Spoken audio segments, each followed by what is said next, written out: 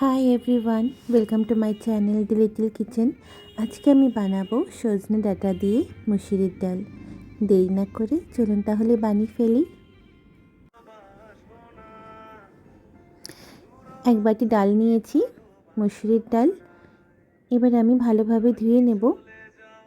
2 থেকে 3 বার ভালোভাবে ধুয়ে নিয়েছি। কড়াইতে জল বসিয়ে দিয়েছি। এবার ডালগুলো দিয়ে সেদ্ধ করব।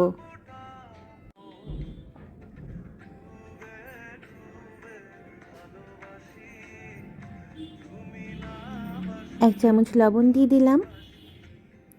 এবার চলুন আমি গাছ থেকে লঙ্কা তুলে আনি। আমার গাছের কাঁচা লঙ্কা, গাছ থেকে লঙ্কা তুলতে ভীষণ ভালো লাগে, তাই না? একটা লঙ্কা পেকেও গেছে, আমি সেটাও তুলে নিলাম।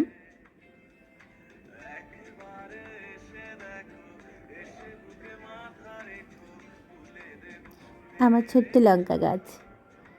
লঙ্কাগুলো ভালোভাবে ধুয়ে ভেঙে আমি ডালের মধ্যে দিয়ে দিলাম। সামান্য সর্ষের তেলও দিয়ে দিলাম।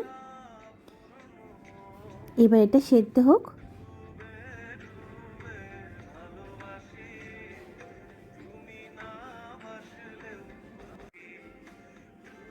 এই যে সেদ্ধ হয়ে গেছে, এবার এর মধ্যে আমি সজনে ডাঁটাগুলো দিয়ে দেব।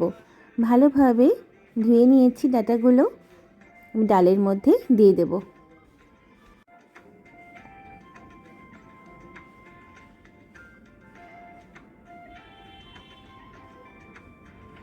পরিমাণ মতন জল দিয়ে দিলাম। 1 চামচ লবণ, দিয়ে দিলাম পরিমাণ মতন হলুদ। এবার আমি কিছুক্ষণ জাল দেব মিডিয়াম টু লো ফ্লেমে, যাতে ডাঁটাগুলো ভালোভাবে নরম হয়ে যায়।